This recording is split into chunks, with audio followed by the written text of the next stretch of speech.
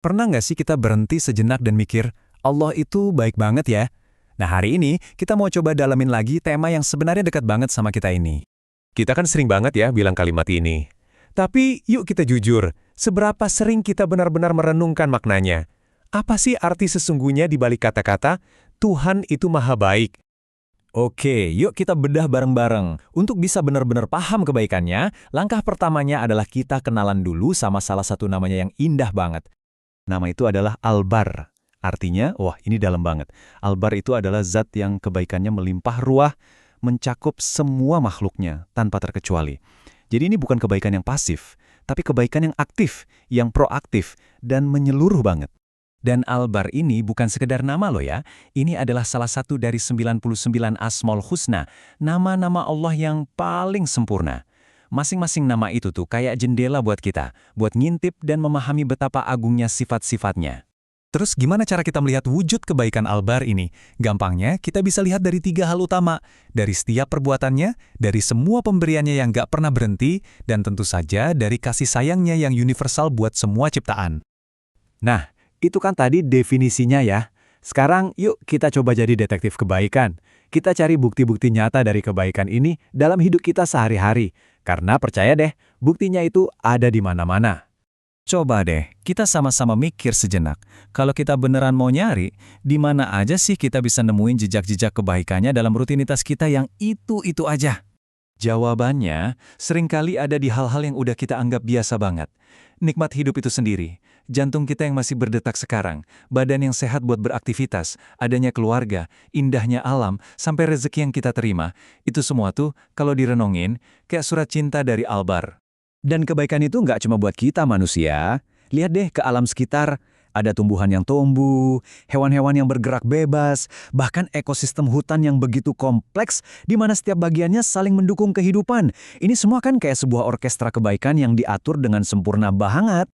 Nah, ini nih intinya. Prinsip dasarnya itu adalah Allah pada hakikatnya selalu menginginkan kemudahan buat kita, bukan kesulitan.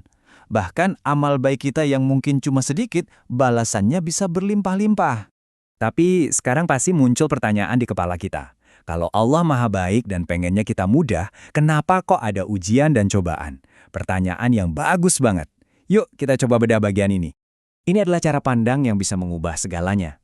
Ujian itu bukan tanda nggak disayang, justru bisa jadi sebaliknya. Anggap aja kayak proses menempa besi biar jadi pedang yang kuat. Tantangan yang kita hadapi itu dirancang bukan untuk menghancurkan, tapi untuk bikin kita jadi pribadi yang lebih kuat, lebih sabar, dan pada akhirnya lebih paham makna hidup yang lebih dalam. Oke, sekarang kita masuk ke bagian yang mungkin paling personal dan kadang paling bikin galau, yaitu gimana kalau doa-doa kita rasanya kok belum dijawab-jawab juga? Perasaan ini manusiawi banget. Kita semua pasti pernah ada di titik ini kan? Bertanya-tanya dalam hati, aku udah minta, kenapa ya kok kayaknya belum ada jawaban? Rasa khawatir dan cemas kayak gitu tuh wajar banget. Dan disinilah kuncinya. Ini poin paling penting yang perlu kita pegang erat-erat. Ukuran kasih sayang Allah itu bukan terletak pada dikabulkan atau tidaknya permintaan spesifik kita. Kasih sayangnya itu jauh lebih luas dari itu. Coba deh, kita bikin perbandingan sederhana. Di satu sisi, ada beberapa permintaan spesifik kita yang mungkin masih tertunda. Oke? Tapi, di sisi lain, ada lautan berkah yang tak terhingga yang udah kita terima setiap hari, bahkan tanpa kita perlu memintanya. Lihat deh perbandingannya. Jomplang banget kan? Doa-doa kita yang belum terkabul itu ibaratnya cuma setitik air. Kalau dibandingkan dengan samudra nikmat yang udah dia limpahkan ke kita sepanjang hidup, perbandingannya bahkan gak seimbang sama sekali. Jadi, setelah melihat semua ini, kita sampai pada sebuah kesimpulan yang menenangkan hati. Kebaikannya itu sungguh jauh lebih besar dari apapun yang bisa kita hitung atau bayangkan. Kutipan ini merangkum seluruh obrolan kita dengan begitu indah. Coba deh direnungkan. Apa yang telah Allah berikan ke kita itu nggak terhingga banyaknya, sementara apa yang Dia minta dari kita itu sedikit banget. Inilah bukti puncak dari kebaikan Al-Bar.